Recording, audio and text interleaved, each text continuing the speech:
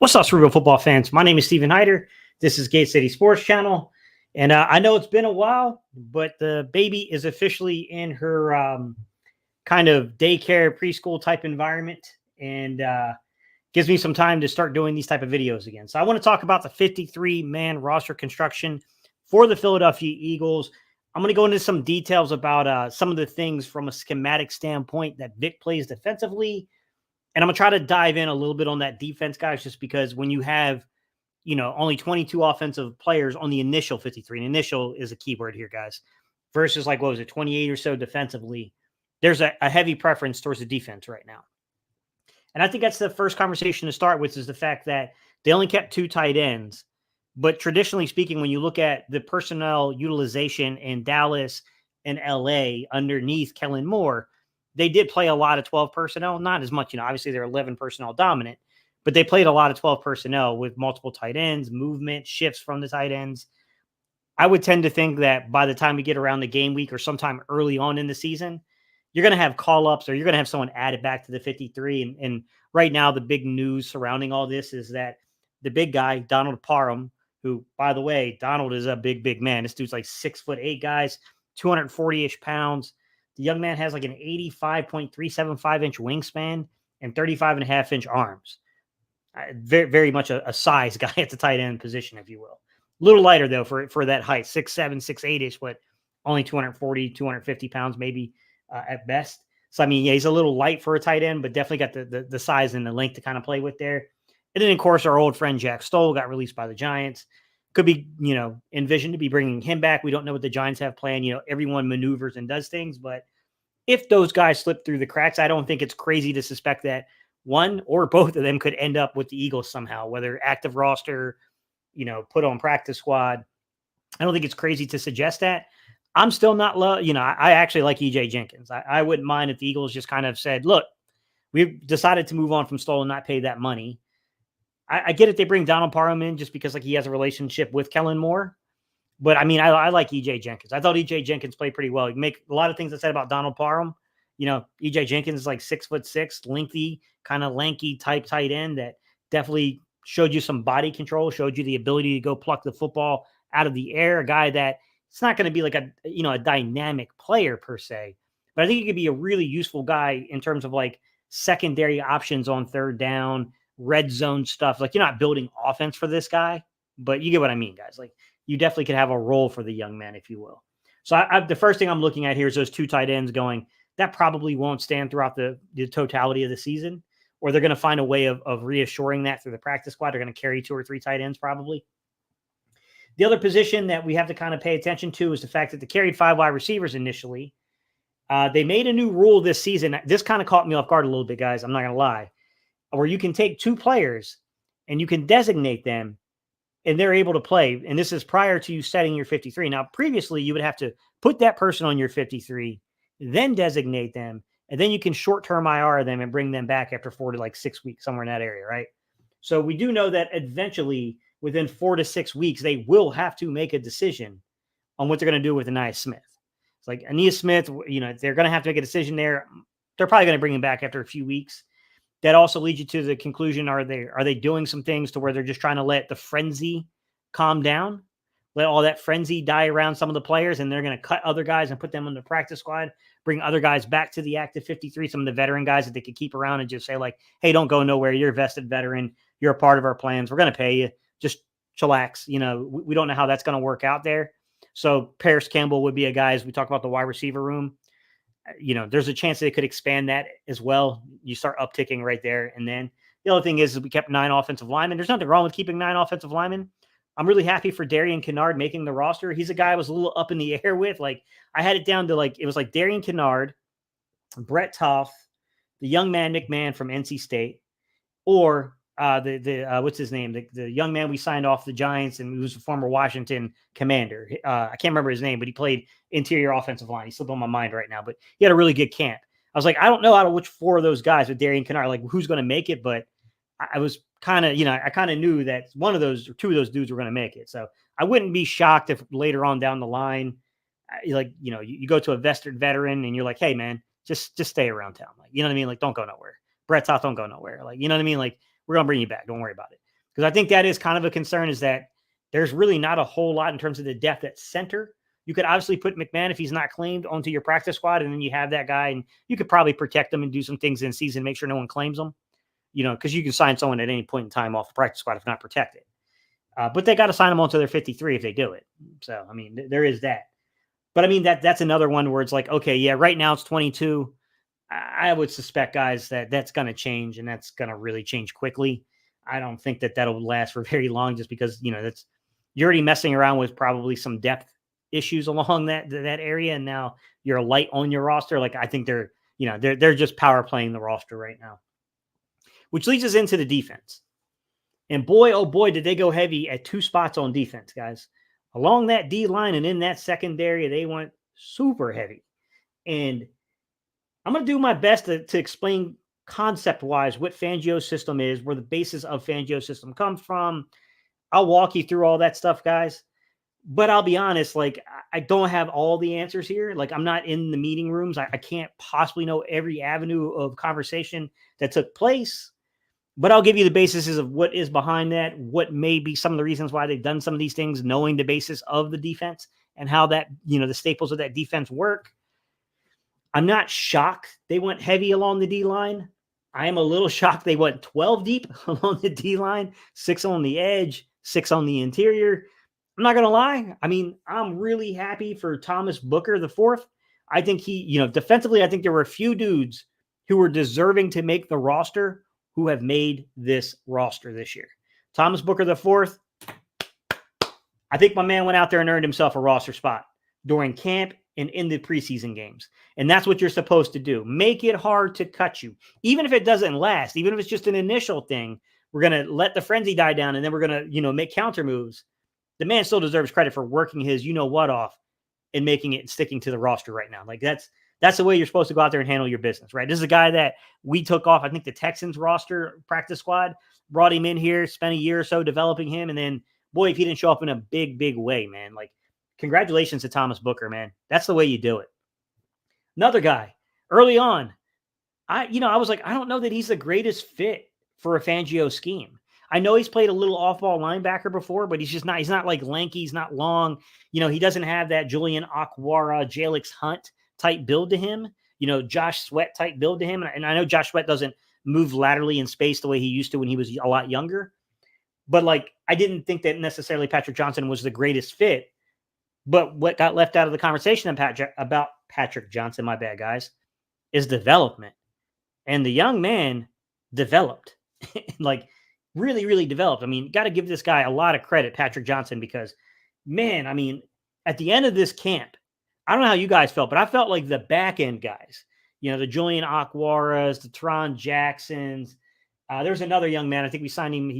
I think he was a Baltimore guy that we signed. I can't remember his name, guys, but Terrell Lewis, Patrick Johnson. I thought all those dudes were kind of coming on towards the very end. I thought all those dudes were fighting hard to try to make a spot. Julian Akwara, I'm going to take a wild guess, probably ends up back on our practice squad as one of those veteran exceptions that we keep. Just, I think he did enough to stick around. I think he's a guy that if any kind of injury occurs, or if you want to use, like you look at a guy like Jalix Hunt, he's on your 53. You're certainly not going to cut that guy. I think Jalix Hunt is pretty close to being able to play, but you're going to have a handful of guys who cannot be active every week. So if you take a guy like Jalix Hunt and you're deactivating him early on in the season, you can easily pull Julian Akwara up for depth purposes to have him there during active game days. So, I mean, that's something like I thought on the back end of the roster, I thought a lot of those dudes really, really fought their tails off to make this roster. And when I look at some of the subsequent moves that happened, if those moves had been announced to me first, I would have been a little concerned that more deserving players may not have made it to the roster, but they found a way of kind of, keeping it all together. Some other guys that I thought had really good camps, guys. I'm a huge Moro Ojamo guy. Ojamo, my guy Ojamo, I think is going to do something this year, man. I think he's going to be a really quality backup. Now, do I think he's going to come out here and have 5 or 6 sacks? That's not what I'm saying, guys. I'm saying that there's talent with this young man. I'm saying this guy is really quick off the ball. I'm saying he's a way better run defender than what you would think, given his size. There's a little Milton Williams to his game, where he's a little twitchy. He's not quite Milton Williams level of athlete, but he's twitchy like Milton Williams, and he plays with really good leverage. And when you talk to dudes that play down in the trenches, I'm not a trench guy, guys. I play quarterback. I play a little bit of receiver, a little bit of corner. But when you talk to like people who play down in the trenches, right? You talk to the Jalen Williams of the world, right? You talk to my guy Caleb. You talk to these guys that play down in the trenches, right? They'll tell you how important leverage is, right? Shooting your hips correctly, gaining proper leverage, being able to engage and drive. Like they understand those things, guys. Like, and that's something that they've showed me a little bit about Milton Williams and Moro Jamo's game and like how to judge that from prospects going forward. And I just think those two guys in particular, while they're not a Jalen Carter-esque type player, they're not that level of crazy athlete. Jalen Carter's just violent and athletic. Like, he's just insane. He's going to be a really good player this year. Those dudes are good. I will say that I am a little concerned at nose. I know that they said that Marlon Tuipulotu had a really good camp. I didn't necessarily see that completely translate at all times in the run game in preseason games. Now, I know that I've said this before, guys, that you got to be a little skeptical about the effort you're receiving in preseason games because they're playing vanilla systems. You don't know that guys that know they're pretty much on the roster. You don't know how much effort they're truly giving in those games, how much they're making calculated decisions. Like, I'm not exposing myself to injury. I get that I can't fully judge Tuipulotu. We got to let him play on Sundays and see. Well, Friday coming up. I'm concerned, though, about nose, like getting backup reps on Jordan Davis. I know that Jalen Carter can do what Fletch used to do, which is kick in a handful of snaps a game and play the nose to give Jordan Davis, especially when you're not playing like a true zero technique, guys, where you're straight up above the center, but you're playing more of like a 2-eye. I saw even in preseason, they were playing Jalen Carter a little bit like that. I know that they said that Thomas Booker, even though he's a little lighter, the leverage he plays with, the size and thing, like his explosiveness, he's a guy that you could get a handful of snaps out that way. And in Tui, I don't know that it was fully reserved, though. Like, I thought PJ Mustipher was okay, a little better than I thought he was going to be. Not good enough to probably really feel comfortable about that. That's probably something that we do need to address in the future. No, even if Jordan Davis turns out to be that dude, you still need to be, you can't play that dude like 90, 65, 70 snaps a game, bro. I was about to say 90, but that's way too much. 65, 70 snaps a game. Like, you can't play him like that. He's, no matter how much shape he gets in, and I know he's been in shape for a couple of years, it was more about cardiovascular shape and game conditioning, not just physical shape. Like he was in a little bit better physical shape than he had come in his rookie year. But I don't care how much you do that. When you're dealing with a 330 plus pound player, that's always going to be a little bit of a concern, right? No matter how great they are. Dexter Lawrence's of the world. Like, I mean, if you got him out there for like 15, 16, 17 plays in a row, it's going to wear them down. Physics exists. Physics is still a thing, right? So I do worry about that backup nose position. Maybe nothing to worry about as the season goes on, but early on this year, I'm going to definitely be paying attention to the way we play the run. And I'm going to get into the run fits and the way this all works in a second, guys. Secondary. Boy, did we keep a lot of people in the secondary, guys. And I know this is where the controversy lies. They kept James Bradbury. I didn't really think they would do that. I'm not a James. You guys know that I really like James Bradbury's game in terms of being a boundary corner before his legs went away. I mean, his legs were gone last year. It was very obvious. Like, I mean, I didn't know if it was injury related, age related. I didn't know what was happening. I just knew what the tape showed me, which is that guy wasn't playing like he used to play. Like before, he lacked a little foot speed. There were some dudes that, just inherently he's not going to be fluid enough in the hips and fast enough in terms of what he can do in terms of flipping and turning and running to stick with those dudes. But I mean, if you put him on the boundary where you can get physical and you can use space, as your advantage, the lack of that space, he's got a certain length and he can read route developments better than most corners can. So like, early on, I was a pretty big James Bradbury fan. I really loved that signing in 22 when we made it. Last year, I was very honest about it. Like, hey, if I'm going to pump the guy up, I got to be honest when the guy's coming back down to, past reality. We're way past that boundary reality with James Bradbury. I don't know how he's going to fit here, guys. I'm not really sure of this. I get the feeling this is just a little bit of still trying to wait for some of these teams that suffered injuries in camps at the cornerback position for them to be like, look, James Bradbury's still a lot better than what we got in reserves here. So I think they're still just trying to get anything for Bradbury, and I don't think that the asking price is very high. I think they'll take any late day 3 just to say that they got something for it. I do think that that's going to be one of those subsequent moves that get made that's going to allow other people to come onto the roster, to be quite honest. Will that happen before the beginning of week 1? I don't know. I would suspect, but I mean, can't really say anything until, he's on the roster right now.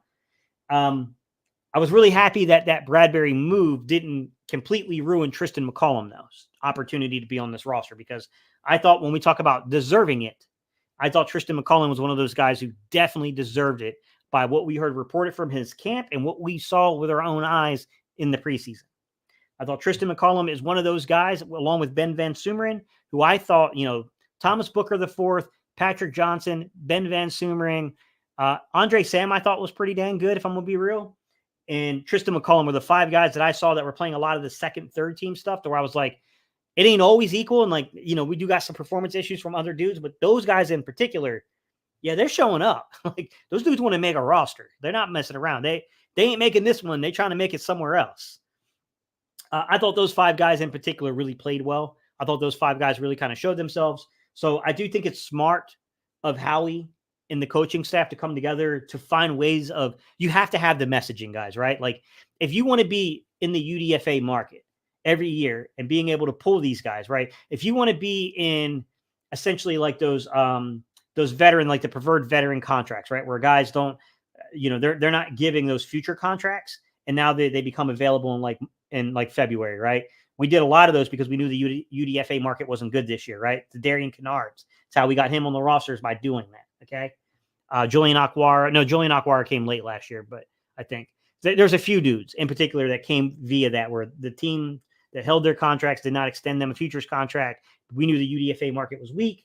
So we were, if you don't put dudes on like a Darian Kennard, if you don't put guys like Patrick Johnson, who earned it through, even though he was a draft pick, who earned it, late round draft pick, looked like he was on the outs, looked like not a greatest fit, developed, great story. Thomas Booker, that guy sticking on here, Tristin McCollum, those dudes are important.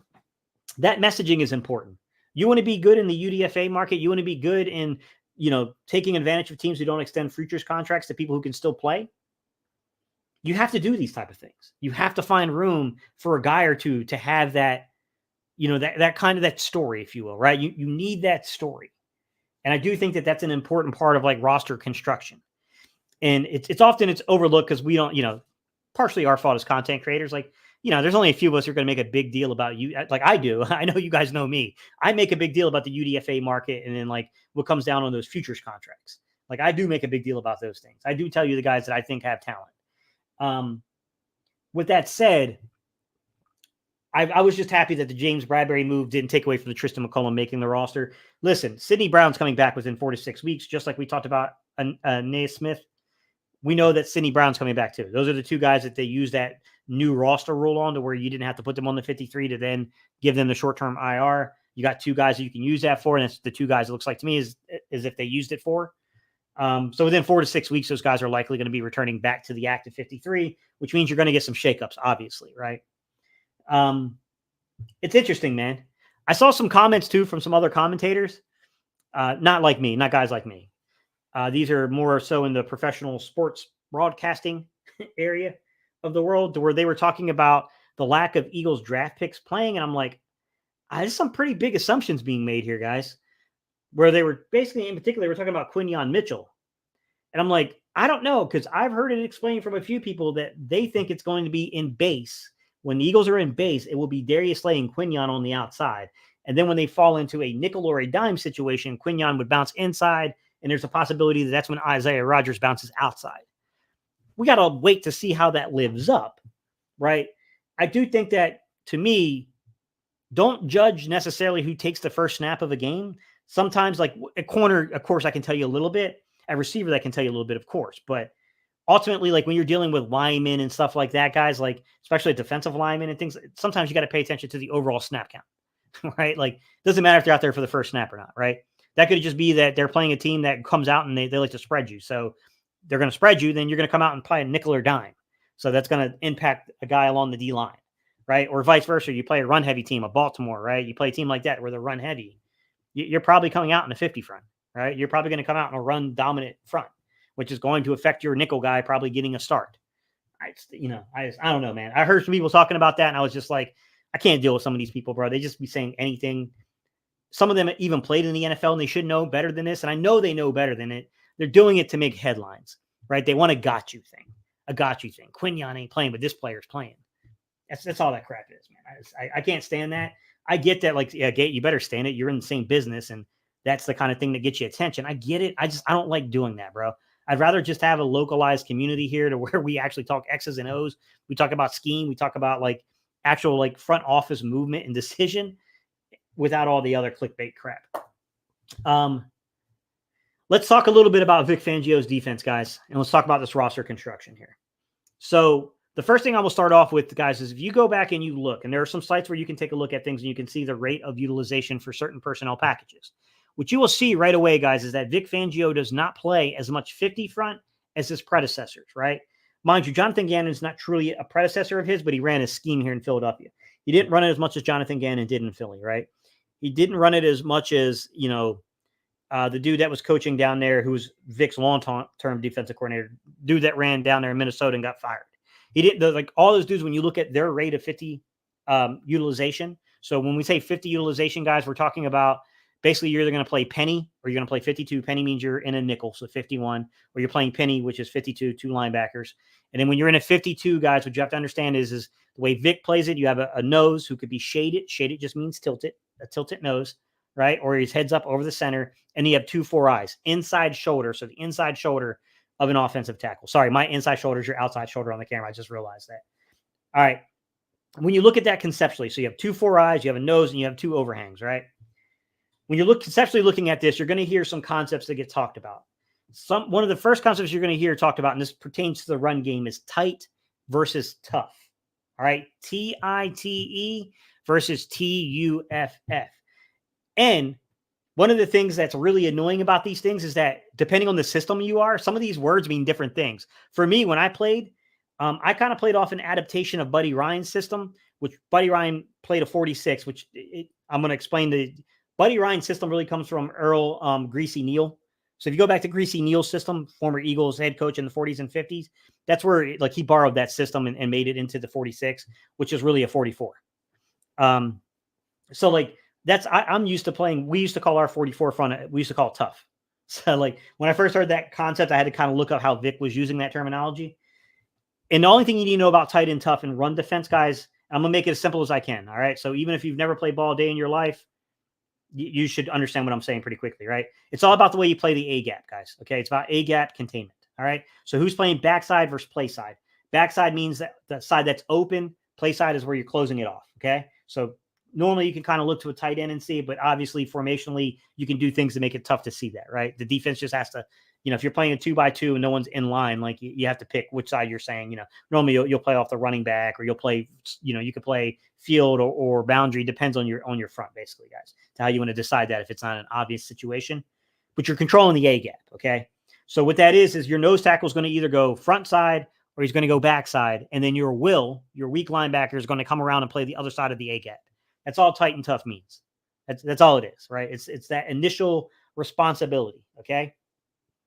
All of this stuff comes from the 40s and the 50s, what we used to call these 50 fronts, right? And even the 50 fronts are based out of the old school 60s and 70s fronts when, like, back in, like, the 20s and 30s when dudes were running the T, like wishbone and, your T's, all those type of things, guys, where run game was like, when a quarterback was not a quarterback.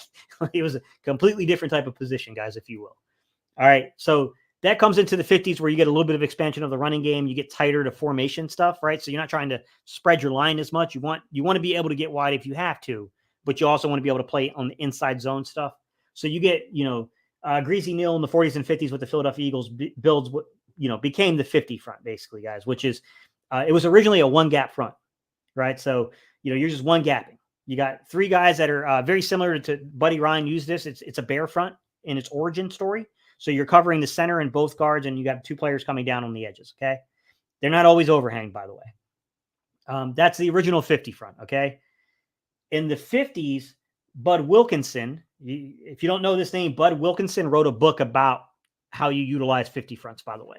So if you look up Bud Wilkinson, you look up his book about 50 fronts, that's a really good read, even though you have to understand that some of the terminology is not the same as we use today, but you can find things that will explain some of the terminology to you.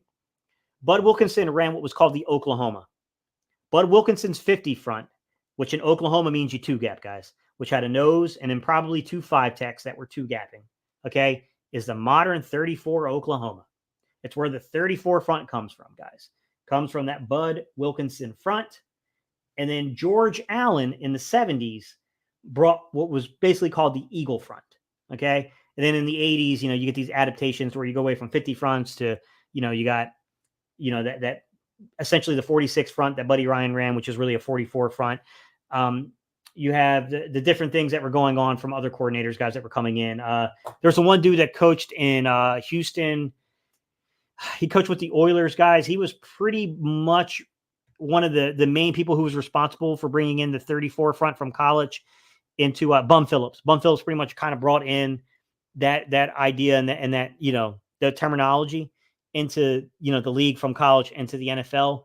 And then Vic Fangio and those guys got their stuff from the old Green Bay defensive court. He coached most recently with Green Bay, but theirs all come down to it was when he was in Pittsburgh, guys.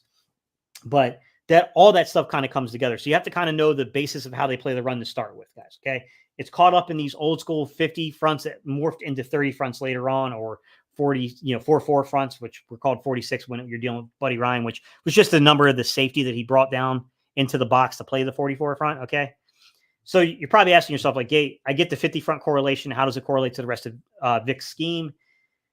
You got to break his scheme down into two fronts here, guys. So you have the split field part of what he does, right? And then you have the quarters base of what he does, which is tied into that essentially like kind of like what he does in terms of the split field stuff. And then you have his cover 3 and his cover 9 stuff, the cover 3 stuff, right? So that's your Rip and Liz. Let me just start off by talking about quarters, guys. Quarters is simple if you just break it down by its basic nature of what it means, and then we can talk about the complexity that you build in from that.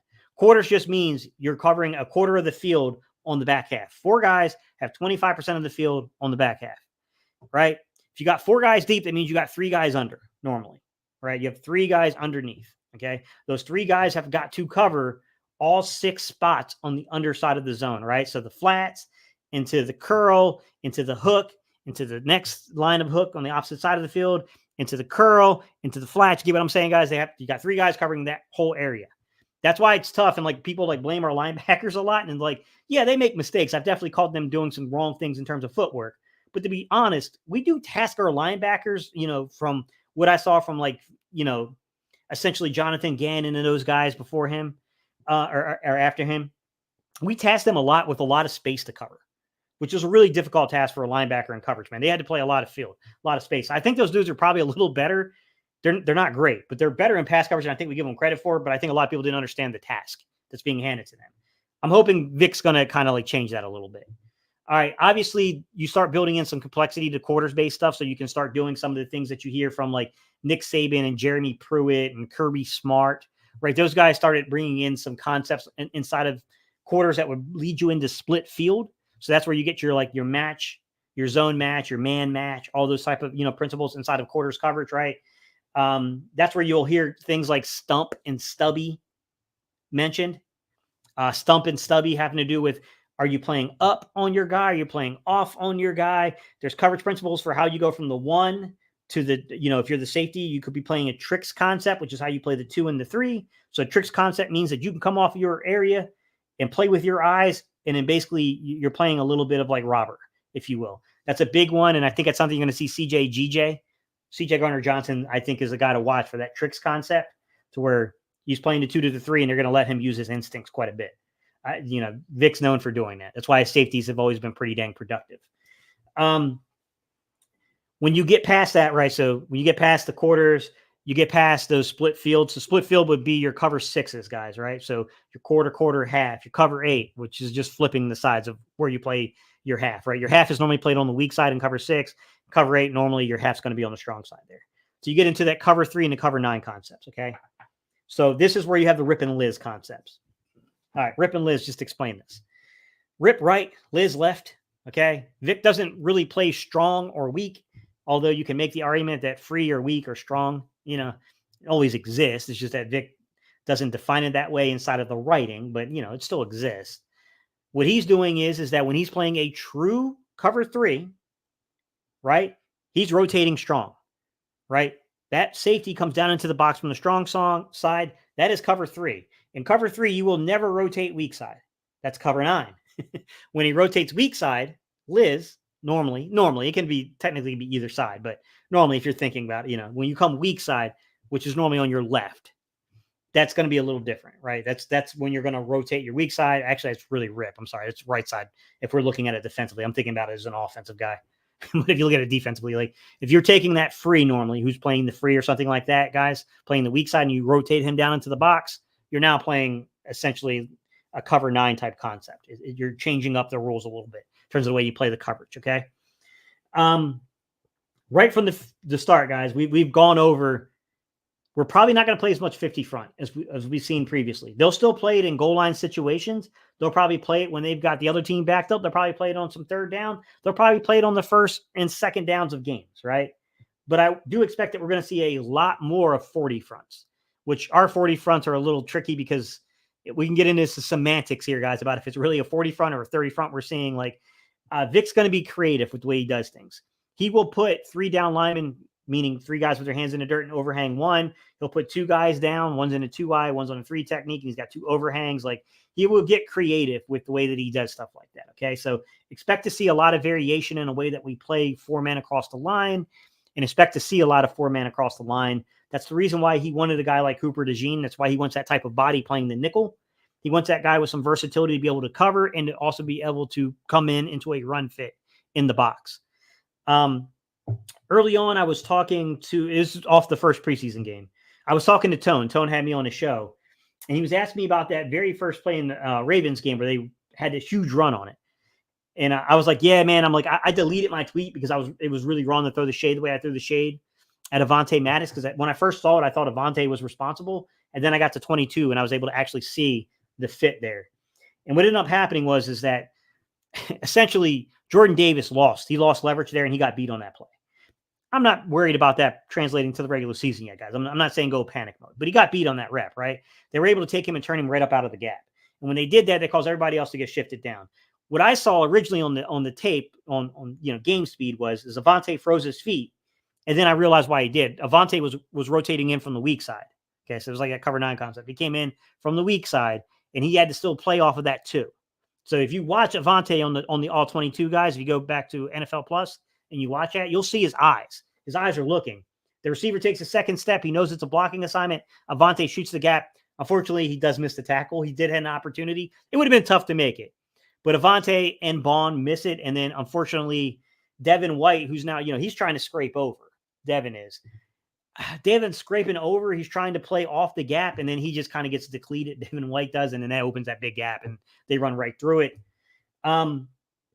Those are the things you got to watch out for, guys, is like you need a really tough nose dude. Like, number one, your nose tackle cannot get removed from the gap like that. Like, yeah, I mean, we're going to see. I think Jordan Davis is going to be, I'm not overly concerned yet, but he can't be getting turned out of the gap like that. And I know that if he really wants to, he's not going to get turned out of the gap like that. He's just that physical and imposing, but it's got to be consistent is my point, guys. Like, it can't be on 6 out of 10 plays because those other 4 plays can be pretty costly. It's got to be more at the ratio of 8 out of 10. You know what I mean, guys? We got to uptick the consistency from that young man. I know when he wants to dominate a game, Jordan Davis can absolutely dominate a game in the run game in terms of shutting everything down. Jalen Carter's also, and by the way, on that play, it was kind of funny because Jordan Davis, I keep saying the nose, he wasn't playing the nose. Jordan Davis was actually playing a 3 technique on that one, and Jalen Carter was your nose. But they pulled power. Baltimore did. So they took their tackle and they took their guard, blocked up to Jordan Davis and removed him from the gap. And then they pulled through on their, with their guard, which, to be honest, I thought Zach Bond did a really good job of taking the pulling guard on. So we used to call that sync. It was sync power. So he took that guard on, did a pretty good job. Bond also had an opportunity to make that tackle and missed the tackle. So Avonte and Bond had really difficult tackles. If they had made those plays, they would have been exceptional plays and it would have been stopped in the backfield. But when you're playing 8-9 man spacing, guys, 8-9 man spacing is just like, if you're playing gap and a half, you're normally playing 8-man spacing. If you're playing 9-man, you're normally playing single space. So you're single gapping there. 9-man, when you're especially in 9-man, anything over like 2 yards is like crazy failure. Like, we shouldn't be committing that kind of resources to give you 3 or more yards. It's insane. You should be stopped really at the line of scrimmage or behind it or a yard at most.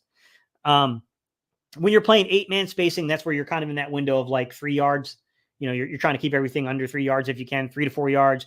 You really don't want to go 4 yards because you're getting into favorable down and distances. But if you can hold it to 3, you're kind of winning inside of 8-man spacing. 8-man spacing is also a lot of It's sling. They call it a sling fit. And that's where you'll get like your edge player will drop out into basically to like kind of cover the flats and stuff like that. So now you have to sling his fit essentially in the run game.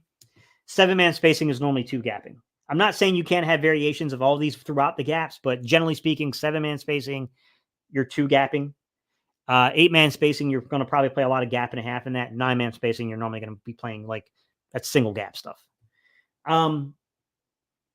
It's going to be interesting, guys. This is going to be an interesting way of watching how they bring these dudes in and how everything works, right? Like we talked about before, tricks, that tricks concept with CJ Gardner-Johnson being able to play with his eyes and be able to be disruptive back there, right?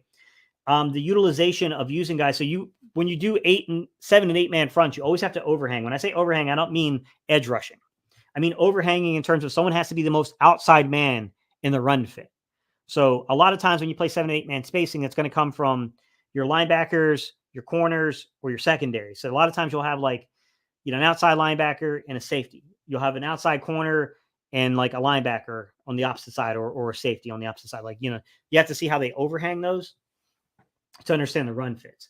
That's where I'm a little concerned, if I'm being honest, about James Bradberry, because I think Bradberry's a class act in terms of being a human being. I definitely think when he was younger and he had a little bit of leg left, I definitely think that Bradberry was a really good boundary corner, could get physical with you, was never great run support though. And when you're overhanging, like when you're playing a 7-8-man fit, I know we probably won't play a lot of 7-man fit, but we'll definitely be playing some 8-man fit from time to time. 8-man spacing when I say 8-man fit.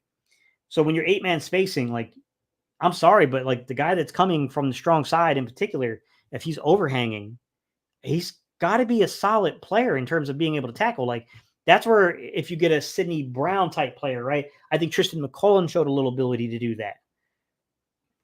You got to wrap up, man. You can't have these missed tackles, man. That really kills you schematically. Like that's not on the coaches. that's player. That's player result. That I'm a little worried about, if I'm gonna be honest. I do think if you're letting Bradberry read coverage, he could be kind of effective doing that. And I think he kind of showed that a little bit in camp, but when it comes to the run fits, we'll see. I mean, I don't want to completely cook the dude, but I'm just going to say that I'm not overly confident yet.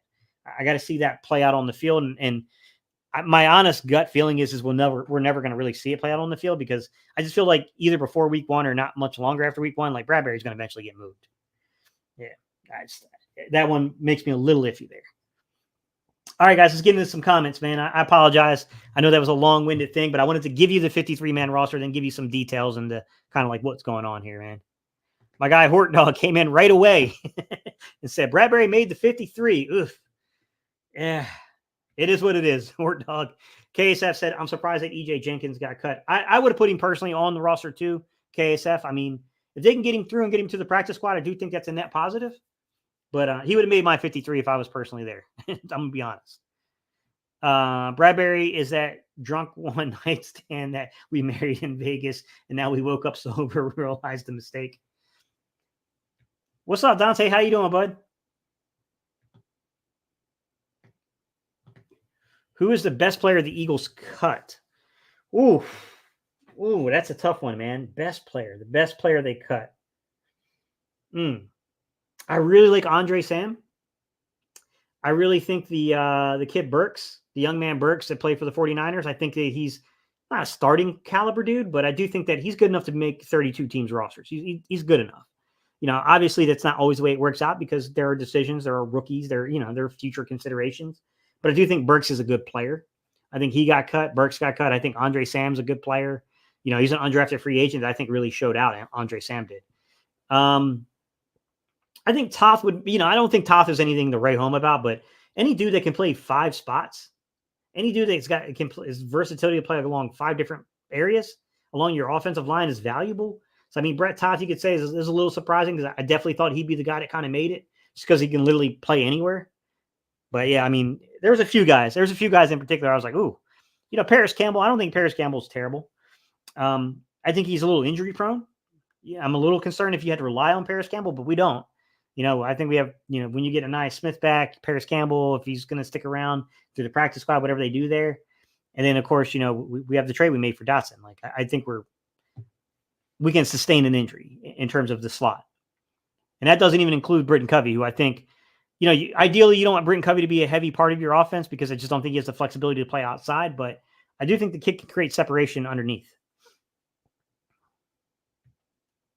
If Bradbury don't produce, it would have less snaps. Old school coaching will be in play. What's up, Brent? He said, imagine being Brett Toth, can play all 5 positions on the offensive line and still get cut. Yeah, I'm assuming, Brandon, there must have been some kind of conversation they had with him. And because he's been around the organization for so long, they probably told him, like, yo, don't leave town. Like, you're part of the plan here. Yeah, someone's talking about Zach McPherson. I kind of forgot about Zach McPherson, Dante, and that's a really good point, too, is that Zach McPherson, I think, is a quality backup in the secondary and a good special teams player. So you could definitely add him to the list of guys that, like, in most seasons, these dudes are probably going to make a 53. Main man, what's good, buddy? Says, love this channel, Fly Eagles Fly. Appreciate that, buddy. Says, talking football is fun, but the way the world is going, we never know when our time is up and enter the eternity. Make sure you are all right with Jesus while you can. Take care. Parham, who played with the Chargers under Moore, is available now too, and he's like 6'8", so he's a good option at tight end too. That's funny, original Keela. I think I got to that probably right after you said that. Yeah, I agree. Very lengthy dude, like 35.5-inch arm reaches, like 85-inch wingspan, like lengthy player out there. He definitely could be a red zone threat. He definitely could be a guy as a secondary option in terms of third down. I could see that, man. What's up, Sean? How you doing, buddy? He says, what's up, Gates? Great breakdown for those who don't know. Appreciate that, man. What week is Sidney Brown eligible to come back? I think he's technically eligible after week 4. But I think they have 4 to 6 weeks I think they have 6 weeks technically, I thought, to activate them. So I think once you activate them, that just means they have to go back towards your 53 and then they can start practicing. But you still don't have to play them per se. It's just they're going to count against your 53. Wait, game said exactly. GM gate. Yeah, I wouldn't have cut him personally, guys. I definitely would not have cut him. Tackling is a must this year. Yeah. Especially from the secondary. That was a big problem last year. Me too. Bradbury being on this roster over some of the guys who got cut makes a total mockery of the idea that teams only pick the best players for their 53-man. Yeah, I think, what's up, Regal Eagle? I think most people realize it's not, it's not a meritocracy. I think most people realize that. There may be some young people around us, Regal Eagle, that, we as grown-ups, we tend to tell them to work hard and we pretend it's a meritocracy in the world, but come on. Even outside of football, bro. If you've ever worked for a corporation, you know the deal. I've definitely worked for people. I look at them like, yeah, man, this dude should not be supervising anything. Dante said, I think Bradbury is more of a locker room presence, a veteran player for those very young DBs to help slay. It isn't even just that he was atrocious last year. He didn't have a good summer either, and he was awful in the preseason snaps. He just isn't worthy of a roster spot anymore. Big Pickens said, I think guys are going to make it through waivers. Yeah, most people will. I mean, there'll be a few people that probably get claimed Big Pickens, to be honest. But, I mean, for the most part, there's a lot of hysteria around this time, and then the dudes make it through there. I do think that the Eagles are pretty smart about the Eli Ricks thing. I kind of agree with them that Eli Ricks had it. Not that it's a guarantee that a guy like Eli Ricks gets claimed, but, yeah, there was a possibility. Tristin McCollum, not a guarantee that guy gets claimed, but, yeah, there was a possibility, right? You look at a guy like at the linebacker room, right? And you look at Ben Vansumeren. Not a guarantee he gets claimed, but yeah, real possibility. Like, you know what I mean? Thomas Booker, I don't know if that was more so about the messaging more so than the chances he got claimed, but, there was tape. Those dudes did shine and there was tape. I do think Patrick Johnson would have had a real chance of being claimed if we cut him. But yeah. There's always like this balancing act, Big Picking, where you're trying to decide like, who did they think legitimately had some momentum where they could have potentially been claimed, and like who are just like the feel good stories? Like they want to send that messaging out there about like, hey, if you work hard, you do the right thing, you make the team, right? Especially when you have, like, to Regal Eagles' point, you have the messaging behind James Bradbury. You better have counters to that, right? You better have the Tristin McCollums. You better have the Eli Ricks. You better have the Thomas Bookers. You better have the Ben Vansumerens. You better have the Patrick Johnsons, right? You better have the Darian Kennards. You better have those types of stories to counter, the Avonte Maddoxes and to counter the James Bradbury, which I think Avonte Maddox played good enough to make the roster. I'm not trying to throw shade at Avonte, but You could also make the case that with Andre Sam and Tristin McCollum, like maybe they should have rolled the dice on the young guys. But I think Avante, they truly do look at as being able to play nickel or safety. But yeah, like I think you have to like kind of consider where they thought people were going to get claimed, the messaging of the story, and being able to counterbalance like those other decisions to keep certain guys around. That's the silver lining when there are hundreds of players being cut on the same day. It's easier to sneak guys through waivers. I think DeJean looked like a safety during the preseason game. I thought he played pretty good up and around the box, man. I think he actually fits really well in Fangio's system as a nickel.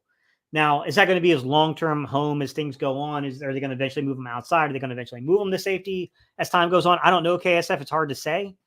But I can tell you he's a natural in terms of the run fits playing from the nickel spot. Like, that's a really important in Vic's system. And he did a pretty dang good job, man. There's a couple of plays I thought he got cleared out a little bit, if I'm being honest. You can tell he had the kind of those game day jitters, but by the time he kind of calmed down and fell into the routine, you could tell that he was playing guys that he was clearly better than. What players do you see that are cut off other rosters you're interested in? I mean, I look at like what the Eagles would look at. I do think that Donald Parham and Jack Stoll make some sense at tight end. I just think that the utilization that we've seen from Kellen Moore in his previous stops and how he uses two tight end sets, I don't think you can go into games with two tight ends. Like, I think you run the risk of completely like changing your offense if that happens and an injury occurs. So I look at those two names. I think those two names in particular make some sense. It's kind of tough because like you look at like where we need spots, like the secondary. I don't know, man. I feel pretty good about our secondary. Like if you could get a real game changer, but they got the long-term play in Stearns. He's the long-term play at safety. Like Stearns is going to be around. Like he'll be back next year. I mean, he's going to play into that next year. I think if you could find a quality backup nose tackle, I might hang that guy on the roster. I know they like Marlon Tuipulotu too, and I know maybe I'm jumping the gun. I should give the guy a couple of weeks in the season to see how he plays. But like, it's tough to say, man. Like, you know what I mean? Like, that's an area I think you could use. Like, I know that they're not going to do this right off the jump, Dante, because they're going to want to see Nolan Smith play. Nolan Smith's going to get opportunities to clearly lock up that third edge rusher.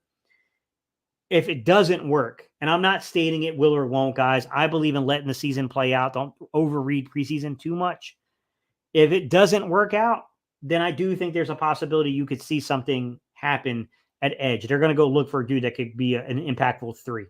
Because I do think Brandon Graham is kind of like Brandon Graham's still useful. He could still be a quality 4 guy in your rotation, but I don't think you want to take him those 3 snaps, that quantity, right?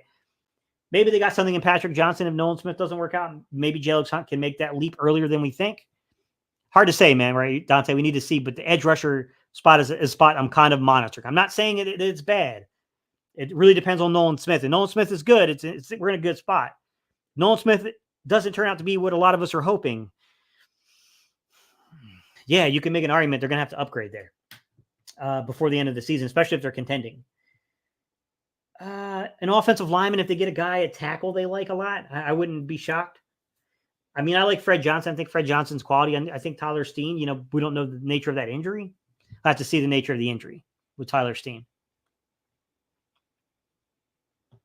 Also, Tyler Steen doesn't have a ton of game experience, although I do think he's got some upside. What's up, Eagles fan? Now, they didn't cut McCollum. Now, I was saying when you keep a guy like James Bradbury on the roster, like, a guy that probably if everything was a meritocracy, probably doesn't make the roster. I was saying you need to have the stories of a guy like Tristin McCollum making the roster. A guy like Eli Ricks being put on this roster. A guy like, Ben Vansumeren on the roster, Thomas Booker and Patrick Johnson and Darian Kennard. You need those stories to counter those. Because if not, it's just, it's really bad. Yeah, Big Pickens, like, yeah, McCollum made it. I love your non-meritocracy analogy of being a worker in a corporation. So true. Yeah, I mean, I've seen so many people, man, Regal Eagles, just like, how do these dudes get into these positions? McCollum's a dog around football. Yeah, he had a really good camp. He had a really good preseason. I was really impressed with that young man. I thought him and Andre Sam, I was like, wow, like both these dudes can play a little bit. Like they did when you count in, I know Reed Blankenship is not a superstar at safety, guys. He's not even in the top third of the league. He's not a top third guy. But I think he's squarely in the middle of the pack with some upside. Squarely in the middle of the pack. He's got some athletic limitations, but I do think there's upside to a guy like Reed Blankenship. I think he plays tough. I do worry about his injuries because he's got a pretty shady track record going back to college with injuries. I do worry about his health. But when you look at that dude being an undrafted free agent, Tristin McCollum, who was also an undrafted free agent, I believe, that we got from Tampa Bay eventually. And then you look at Andre Sam, like, man, they're doing a good job evaluating that safety spot in the undrafted market. Like, they've done a pretty dang good job there. DeJean had a shaky start with that ugly penalty. Yeah, but he definitely got better as the game went on. Yeah, I think that's what's sticking in a lot of people's mind, Regal Eagles. They saw that play and were like, oh, man, that cost us a turnover. Like, what are you doing? Yeah, he's a young dude. I don't know that he's going to have like a prominent role in the first couple of games. It may take some time to work him in. So I do kind of wonder how they do that one, if they're going to just throw him into the fire, or if he's going to be kind of slow walked in a little bit. I'm personally, guys, I'm excited about the youth on this team. I really like Tristin McCollum. I like that Andre Sam kid if we can get him back to the practice squad, right? I like Reed. Reed's a quality player. He's not exceptional. I mean, if you can get an absolute baller at that spot, you take it. But I mean, Reed's way better than some of the other names we've had at safety before. Eli Ricks has a lot of upside. Cooper DeJean has a lot of upside. Kaylee Ringo's got upside. Quinyon has clear upside. Like, I think there's a lot of upside in the secondary. Now, you can make the argument, Steve, upside doesn't mean proven.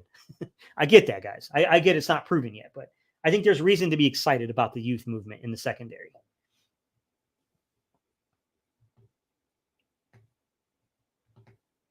I'm more confident in the back empty. Yeah, I hear you, Eagles fan. How do you think Oren Burks looked in that game? I thought he looked pretty good. I thought he played pretty well, Robert. I think that in most situations, the dude makes the roster. I just think he ran into like a weird roster situation here in Philly, to where like Ben Vansumeren turned out to be really freaking good. Ben's really underrated, man. That young man is incredibly athletic, and he's starting to get the instincts part down. Nakobe Dean, I thought Nakobe really came on at the end of camp. You could see Nakobe was improving. I thought that there could have been a chance that if they didn't put a Patrick Johnson on the roster, that they could have used a hybrid flex type role in the way that they approach the linebacker and the edge rushing room. Because I do think we have guys that can overhang on the edge and can do some things. And the main person I'm talking about here in terms of like that role is essentially Zach Bond, who was an edge rusher in college. He was a guy that was like, you could, Patrick Johnson's not on the roster. You could use Zach Bond, and that could have put Oren Burks on the roster. But I mean, I think he's a quality player. If you can get him back on your practice squad as a veteran guy, I think it makes a ton of sense, because he's a guy that you could definitely depend upon, and he's a good special teams player. Like, I mean, in terms of a backup, he's exactly what you look for in a backup. DeJean's going to be a dog. He was everywhere on the field. Mind you, that was the first day back without mini camp. It really shows his football IQ, which I'm excited is going to be played in the scheme. Yeah. Wake, Philly Mike was making a big deal because, like, I had told him prior to the draft, he was asking me some questions, and I told him that I thought in particular there were two guys that I thought had what I call zone eyes. I thought Quinyon Mitchell displayed it, and I thought Cooper DeJean displayed zone eyes. This is before the draft. I told him that. And I was like, those two guys make a ton of sense to me in terms of being able to play in that match quarters type concepts and being able to play in these zone heavy schemes, because I think they had the ability to man up and lock up on you if you want to play like a stump. Stump is when you're down and you're playing up on your guys. But if you're going to play stubby and you're playing off and you're just letting them use your eyes, I just thought those guys were really good fits. And then Mike was like, bro, how do you know all this stuff? And I'm like, it's just experience being around it. You pick up on some of them. Like, it's harder when you have less obvious evaluations. Those two were just really obvious evaluations. I didn't know the Eagles would come back up and get Coop. Like that one shocked me. But yeah, I think both of those guys, like there's a reason why the Eagles had interest there. People are sleeping on Reed. I think he will lead the league in interceptions. Dante said, I'm giving up on Nolan Smith. Reminds me of Derek Barnett when it comes to pass rushing. What's a player for player trade for Nolan? I don't know. It's tough to say. You got to find a scheme fit. You got to find, like, you're going to have to play him in a Fangio style scheme. Like, you're going to have someone that's going to play that type of scheme to really make that trade. It would be a pretty bad look if they traded him, Dante. I don't know how he would do that yet. Potentially after this season, I think it gets a little easier to stomach it in the third year if you make the trade. It's a little harder in the second year to make that deal. You know what I mean? Like right now, I think he would catch a lot of crap for it. I don't know. I don't know if he's good or bad yet, Dante. I'm going to let him see how he plays. I think he's athletic as crap. I think the young man's athleticism gives teams troubles at times. I don't think that from what I've seen so far that I don't know the toolbox is as deep as Lane Johnson sold it in the pass rush move department. We'll see. We'll see. I mean, I don't want to overjudge preseason, but Lane kind of sold us on this young man really had developing his pass rush toolbox. And I didn't get a chance to see what was going on in camp down in and down out to really judge that. But in the preseason, I didn't see that necessarily unleashed against competition he probably should have rightfully been really effective against. Like the young secondary players. Yeah, I think we got something cooking in the secondary, man. DeJean is also a short tackler. Yeah, he is. Agree. Just have to keep coaching staff intact. Yeah. Defensively, I think they've got something going there in terms of the way, like stacking that coaching staff and like just kind of like looking at how things are there. I really think they got something kind of brewing there, guys. I think that, if you can keep a guy for 2 to 3 years as consistency, and I think that's what Vic gives you in terms of the head guy, you just got to keep people from poaching, right? I know I took a lot of crap because like I was pretty big on Denard Wilson last year when we went through the interview process. I told you guys personally, Denard Wilson would have been my hire last year. And obviously at the time I was making those statements, I didn't know that Vic Fangio was their pick. And then they took too long to get a decision. So they moved on to Sean Desai. And I'll be honest, like when I first looked at Sean Desai, I loved his press conference. I thought the dude was hungry. I thought the dude really wanted it. I don't think he was as bad as people say, but he didn't control the locker room clearly. Like there was clearly an issue with the communication because you hear a lot of beat reporters saying, like, when you look at the messaging, there's not a lot different schematically in the messaging from Sean Desai to Vic Fangio, but the players are buying in to Fangio. They didn't buy into Desai. And that's that's when I say messaging, I mean, the message is the same, but how you present the messaging, the messaging was clearly off with Desai. That's why I told people, I said, I wouldn't be shocked if the dude found his feet later on. Like, just because you kind of fail out at one spot, like teams really value that dude. Like, we're not the only one that thought he was going to be pretty good. We'll see. I mean, I don't know. It stinks, man, because I hate when people leave the organization and then they become successful because it always leads to that, like, why does this keep happening? You know what I mean? Like, I just think about Sean McDermott. You guys remember when Sean McDermott took over for Jim Johnson and we were ticked? McDermott turned out to be a pretty good coach, man. We probably should have been a little bit more patient with McDermott, but it's just tough because like it's kind of like if you're asking me, you could have had. Here's your options: you got Denard Wilson, you got Fangio, or you got Sean Desai. Sean Desai would be my last pick among those guys, right? To be quite honest. Denard Wilson would probably be my first pick because I would prefer to have a younger guy whose system's a little different. I love Fangio as a person. I love Fangio as a coach. I respect the crap out of that dude. I hate that Fangio system, guys. I do. I'm not a fan of the Fangio system at all. I respect the crap out of him, and I know he knows what he's doing. It's just I think the Fangio system is really hard to teach to players in coverage. Like, there's a lot of coverage rules, guys. Like, for me, I would need a full 3-hour video to break down the coverage principles. It's not as easy as people think to play these type of schemes. I think that's why Fangio in the past has been criticized for not playing younger players in the secondary. But I think, here's the funny thing about narratives, right? You can make any narrative true if you nitpick the players, right? Just like I can make the case that well, that's not true. Like that's true in Miami. It wasn't necessarily true in in Denver and Chicago. And it depends. Circumstances I do think matter, but he did get nitpicked a little bit about not wanting to play younger guys, which is ironic because in Philly, it seems to be the opposite. It looks like he's a little bit more willing to take some chances on the younger dudes. Said, I'm sorry. I think Nolan stinks. He can't get off blocks. I'm not sold on Clint Hurt either. His Seattle D-line was always in the bottom half. We'll see. He's pretty well liked around the league. I mean, I don't know the guy personally, Eagles fan. But I'm not encouraged by Nolan's camp performance, but I'm not giving up on a player entering his second season. Not yet anyway. Yeah, it's kind of like where I'm at too. Like, I don't know what happened in camp, so I can't really speak to it. I only saw some clips and highlights. It wasn't like I was there for, day in, day out evaluation of them. But we'll see once we get in season, Regal Eagle, there'll be 22 to go over. There'll be actual 22 to look at and see. You know what I mean? What's your thoughts on the O-line? I'm kind of nervous. We have no depth. Tackle could be a little concerning. Tyler Steen's got to get healthy. That's the first thing I look at is like, bro, Tyler Steen got to get back here and get healthy because Tyler Steen not being healthy is a little bit of a problem. Like, because if we actually do need depth, like he's definitely one of those guys that's probably coming up off the, one of the first up off the bench. I thought Darian Kennard had an okay camp. They played the crap out of him. I do think there's still limitations against really good pass rushers. Keegan, I thought had a good camp. I'm a little concerned on the offensive line when it comes to center. Like they need to find a way of getting a guy back here on this roster for center, because if you suffer any injury there, even if it's just the guy's got to miss like 10, 12 snaps, you know what I mean? He's like, he's got to go back in the locker room, get evaluated for a concussion. So he misses a series or something. Like that could be a problem, guys. That could be a pretty big problem because we would really have to shuffle the line to accommodate that right now. The backup O-line didn't look good. It happens every team. A lot of people and experts had A.J. Brown as a mid-tier receiver before he got to Philly. I agree. I'm worried about depth across the entire offense, honestly, except for maybe running back. Yeah, I do think that depending on what they do with Paris Campbell, Regal Eagle, I think that would definitely help them. They can keep Paris Campbell in the practice squad as a veteran guy and then use 3 call-ups on him. I do think he gives you a little bit of depth there with Jahan Dotson and him together.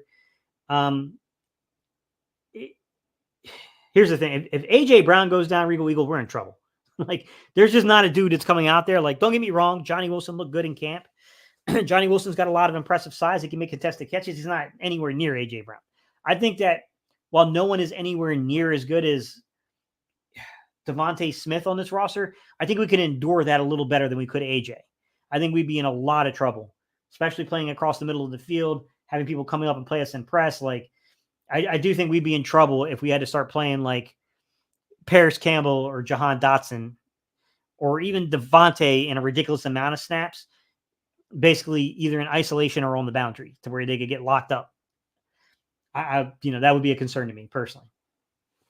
But, maybe Johnny Wilson turns out to be better than we think and he develops faster. And if something happens mid-season, he might be one of those guys that kind of, makes you eat your words a little. Makes me eat my words, I should say, a little bit. I remember when most of us Eagles fans gave up on BG, he didn't start to shine until he was in his last year of his rookie contract. He was considered a bust. Yeah, he also had a lot of instability because he kind of caught the end of that Andy Reid era going into the Chip era. So 43 to the 34, like that Billy Davis defense. Like he definitely kind of caught some bad. So, he was about to get cut, Joe, to be honest. Like he was finna get cut. I think he tells a story about it. Like I can't remember who the guy was, but gosh, I should remember. 5 years ago, I would have remembered the names. But the dude, there was a guy that was about to make the Eagles roster, and he was about to make it over Brandon, and he ended up tearing his ACL or whatever it was, and that hung Brandon on the roster. Kellen Morskeen makes the quarterback one, get the ball out of his hands quick. I mean, a plus. All right, guys. I appreciate y'all rocking. It's been about a little over an hour, guys. I'm going to be back tomorrow. We're going to do this again tomorrow. Do it for an hour or two, hour and a half, somewhere in that area, guys, is what I'm shooting for. We're going to do this. I'm going to try to do this every day just because I think there's a lot of things to talk about. For tomorrow's discussion, I think we need to have a talk about the national media's portrayal of Jalen Hurts, third down, and then essentially his role, basically what's going on versus pressure. We need to talk a little bit about the scheme. We need to talk a little bit about the progressions and the reads. Something where I can definitely give a little insight, guys. It's a position I played. There are some people I think who get points and they're legitimate, and there's other people where they're trying to get people to click on the video, to be quite honest. There's legitimate criticisms, and there's like, this is just overboard. So yeah. All right, guys. I appreciate y'all so much. Come back tomorrow. We're going to talk about it. We're going to get into the offense tomorrow, guys. Yeah, exactly. KSF. There's definitely some slander going on. The only good thing, I'll leave it on this note for us to pick up tomorrow with this discussion, right? The last time they were dogging Jalen like this was the 22 off season. And boy, did he shut everybody up. I think Jalen responds well to this type of criticism. I do. I just think he's mentally tough like that. So yeah. Bro, every time I hear the name Chip Kelly, my blood starts to boil. I've never had such strong negative feelings about a former Eagles coach. And the crazy thing is like he was a good evaluator of like coaches, innovative in terms of sports science. Just a crappy human being, man. He's a crappy human being. My guy Dante said, good points, guys. Leave a like and subscribe. Appreciate you, man. And share. All right, guys. Peace. Tomorrow I'll be back 10 o'clock, guys. 10 o'clock. I'm trying to help you all out. I know there's this big lull between 10 o'clock and like when the other medias come on. But also I know my guy Tone goes live around this time too. So I don't want to take too much away from Tone either, man. So y'all check out my guy Tone DeShields, man. All right, guys. Peace. I'm out of here.